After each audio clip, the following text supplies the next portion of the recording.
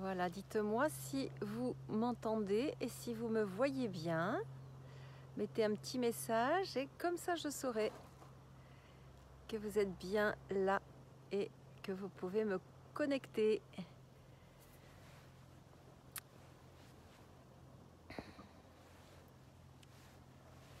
Bonjour à tous et bonjour les aventuriers de la conscience. Nous sommes après Noël, donc joyeux après Noël, joyeux avant l'an.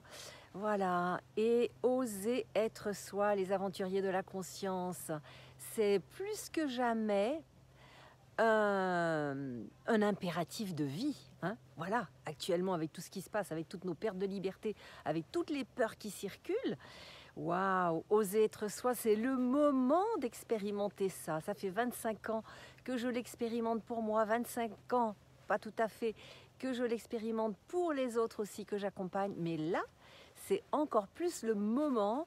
Nous expérimentons ça dans la matière. Et oui, oser être soi, c'est le moment là maintenant, parce que les peurs qui sont là, nos difficultés à dire non à ce qui est inacceptable, à ce qui nous fait perdre nos libertés, et bien tout cela, c'est là pour nous mettre aux travaux pratiques. C'est ce que je dis souvent quand j'accompagne des personnes. Maintenant que vous avez fait ce type de travail, quel qu'il soit, il va y avoir les TP dans votre vie. Eh bien là, oui, nous arrivons au TP. C'est quand même joyeux tout ça, non? Au lieu de nous morfondre dans notre lit ou sur notre canapé, eh bien c'est le moment de se dire, tiens, ça y est, maintenant, ce sont les TP pour oser être soi, les TP pour aller au-delà de nos peurs et conserver la joie, la bonne humeur, la confiance. Bonjour Chantal, bonjour Terra Maeva, oui, bonjour à vous tous qui êtes là. Je suis tellement contente de nous retrouver aussi pour ce Facebook Live. Ça faisait un petit moment. Et là, de pouvoir le faire dehors, en plein soleil, c'est un vrai bonheur. Et puis bonjour aussi à ceux qui m'ont découvert pendant l'info en question avec Jean-Jacques Crèvecoeur sur la guérison et sur justement tous les moyens que nous avons pour oser être nous-mêmes, être infini que nous sommes. J'ai eu d'infini, oui aussi, retour. J'ai mon site a gling-glingé toute la journée d'hier et d'avant-hier.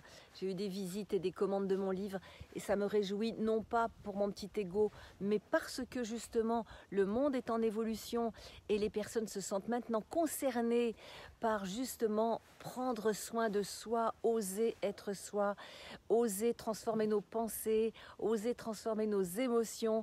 Et ça me fait vraiment plaisir. Si toi ça te fait plaisir aussi Chantal, de me voir, ben moi aussi ça me fait plaisir de te voir et ça me fait plaisir de voir toutes les personnes qui sont en évolution comme ça.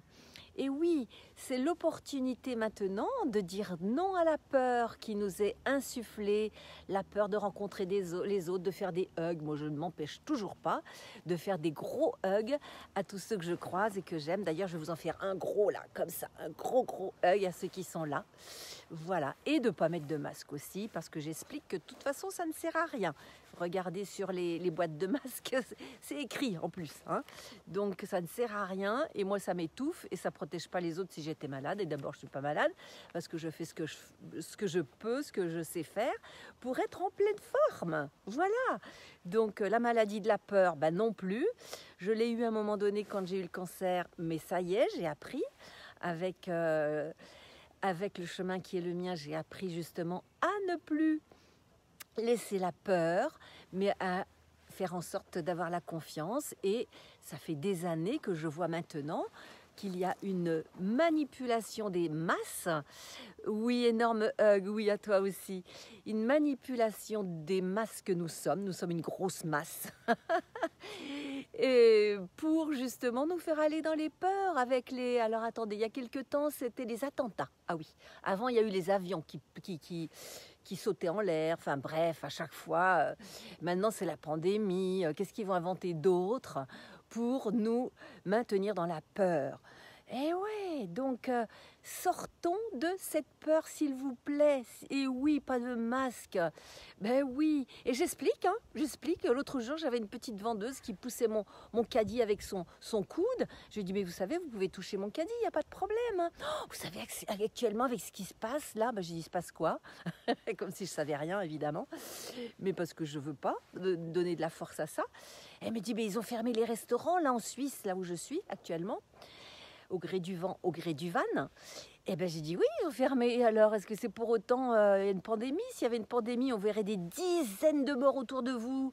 On n'en voit toujours pas. Hein, voilà. J'ai encore d'écouter dans Réinfo Covid, un réanimateur qui dit que les réanimations sont vides. Bon, voilà. Les cimetières aussi, on les remplit pas. Allez voir les je ne sais plus comment ça s'appelle, les centres là avant les cimetières, bah, c'est pareil, ils sont vides aussi, enfin, comme d'habitude, quoi. Hein. Nous sommes des êtres mourants à partir du moment où nous arrivons sur Terre, mais c'est pas pour ça que nous mourrons tout de suite maintenant, quoi. Hein, voilà. Donc, faire confiance à la vie, et tout ça, c'est magnifique. Continuons à faire confiance à la vie, et c'est ça qui va nous permettre de ne pas choper là, ce virus qui n'est pas plus méchant que les autres, puisqu'effectivement, il ne fait pas mourir plus de personnes. S'il y avait des statistiques à faire, c'est les statistiques des morts et des malades. Or, là, on fait des statistiques des tests. Ça n'a rien à voir avec la maladie. C'est quoi ce truc? Est-ce que vous vous faites piéger par ça, vous? Parce que vraiment, ça me tient à cœur. Est-ce que vous vous faites au plaisir de se parler sur Messenger? Ben, on se parle là déjà. Voilà. Est-ce que vous vous faites piéger par ça? Parce que c'est ça l'urgence. Parce que vous savez quoi?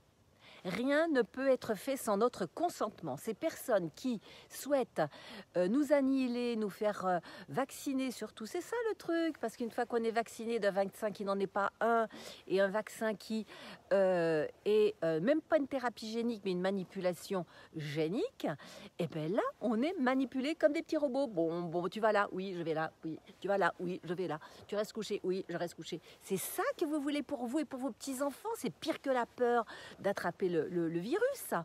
C'est vraiment devenir des robots. Mais lisez donc Le meilleur des mondes, le film 1984. Tout est là, ce que disent Klaus Schwab ou comment il s'appelle aussi, un autre homme politique là, qui nous dit ça toujours 10 ans avant, Attali. Tout est là. Donc allons voir ce qui se passe parce que c'est écrit, c'est dit. Donc on ne va pas se laisser faire par cette manipulation de masse puisque ils le disent clairement. Et alors la bonne nouvelle, parce qu'il y a une bonne nouvelle, c'est qu'il y a la fabrique des consentements, certes. Allez voir Emma Cruzy qui a fait une très belle émission là-dessus, qui s'appelle la fabrique des consentements, c'est-à-dire tout ce qui est mis en place pour que l'on consente. Et il y a aussi Laura Marie qui a écrit sur la loi des consentements. Allez voir ça, vous allez voir. C'est très intéressant aussi. Et donc, ça nous montre comment tout est fait pour que l'on consente à ce qui, normalement, ne pourrait pas nous atteindre. Mais petit à petit, on met des petites couches, comme l'histoire de la grenouille, vous savez, où petit à petit, on met de l'eau chaude, et ben, elle reste cuite. Et bien là, c'est ça. C'est petit à petit, on nous met des petites couches pour que l'on consente à l'inacceptable. Est-ce qu'on nous aurait dit, si on nous avait dit il y a 10 ans, vous allez rester chez vous par peur d'un virus? On aurait dit non, c'est pas possible. Mais non, c'est pas possible. C'est complètement aberrant. Ah oui, eh ben, on y est. Donc, qu'est-ce que vous voulez faire? Dites-moi, vous qui regardez, qu'est-ce que vous voulez faire? Qu'est-ce que vous mettez en place dans votre vie? Est-ce que vous êtes dans la peur? Et puis, si vous êtes dans la peur, on peut en parler aussi, hein, ça c'est clair. Ou est-ce que vous mettez autre chose en place? Parce que, voilà, la bonne nouvelle, j'y reviens encore, c'est qu'il y a d'une part, d'un côté, la loi la fabrique des consentements, on nous amène à consentir à l'inacceptable, mais il y a aussi la loi des consentements, où rien ne peut être fait sans notre consentement. Et oui, ils ne peuvent pas.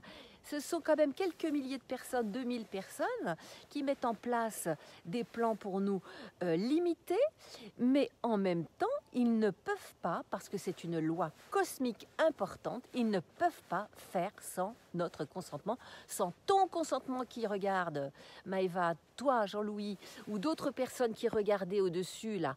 Eh bien, si toi tu dis non, eh bien, intérieurement, hein, tu n'es pas obligé d'aller dans la rue, la manière en avant, moi je le dis comme ça, là, en vous parlant, mais ça peut être aussi, tout simplement, intérieurement, poser des petits actes aussi, qui font que, eh bien, ils ne peuvent pas poser leur acte de vaccination ou d'autre chose, de limitation de nos libertés, parce qu'ils n'ont pas le droit. Mais vous vous rendez compte, ça, le pouvoir que l'on a?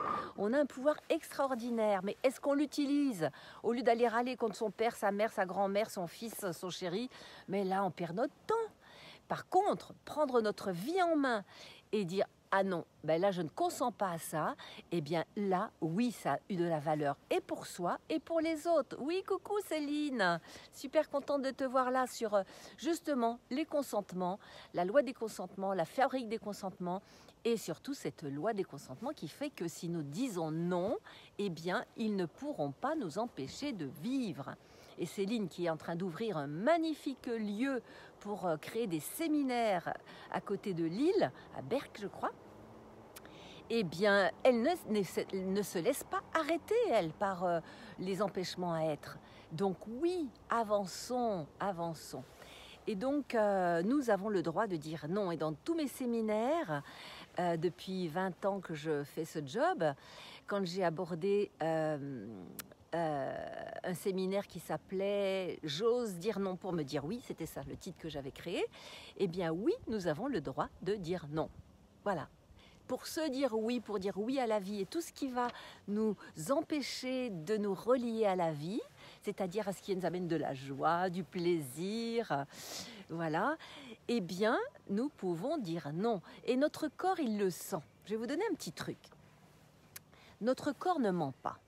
Donc, quand ça fait non à l'intérieur de soi, que ça crispe, ça serre, eh bien, c'est pas bon pour la vie. Et dites non. C'est ça qu'il faut apprendre à tester avec son corps et non pas tester avec son mental, alors que le mental, il est en train de prendre des décisions avec l'ancien, prendre des décisions avec les peurs. Allez-y avec votre corps, avec votre cœur, avec votre intuition. Ça ne veut pas dire qu'il ne faut pas se relier aussi à son mental, bien sûr, les deux sont importants, hein, c'est comme le cheval et le cavalier. Mais pas que le mental et pas que les émotions, non, non, non, non, non. Donc voilà, se dire non, oser dire non. Et est-ce que vous savez oser dire non? Dites-moi en conscience. Est-ce que vous savez dire non en conscience? Et puis quel est l'état de votre moment? Quel est votre état du moment? Il faut que ça soit un petit peu interactif. Puis posez-moi des questions, sinon je vais être obligée d'arrêter rapidement, moi. Hein, je ne peux pas parler toute seule non plus. Et toujours aussi cela, c'est poser des questions. Poser des questions à la vie, parce que la vie, elle aime bien nous répondre, elle aime bien nous dire des choses, mais par rapport aux questions. Est-ce que cette situation est bonne pour ma vie, pour mon corps? Et là, ça répond, oui, ça répond. Toujours écouter son cœur, mais bien sûr, Maëva, c'est ce que tu dis. Toujours écouter son cœur. Il y a Maëva et Mareva, super, bonjour aussi. Oui, écouter son cœur, poser des questions, écouter son cœur, écouter son corps. Le corps ne ment pas, le cœur ne ment pas non plus. Alors que notre mental, qui est conditionné souvent par des manipulations ambiantes, eh bien lui va raconter des histoires. Oui, c'est ça. Et ça demande du temps, voilà, ça demande du temps d'apprendre à écouter son cœur, d'apprendre à écouter son corps, mais le jeu en vaut la chandelle, ça c'est clair. C'est vraiment extraordinaire parce que ça nous permet de retrouver notre liberté et de ne pas nous laisser manipuler. Parce que dans cette fabrique des consentements, eh bien oui, tout est fait pour nous manipuler, c'est-à-dire nous enlever la capacité de pouvoir évaluer avec notre corps et notre cœur.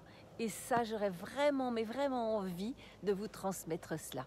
Eh bien, dites-moi, je vais poster cette vidéo sur ma chaîne YouTube. Je vais la poster aussi sur Facebook. Et bien, après coup, vous allez expérimenter.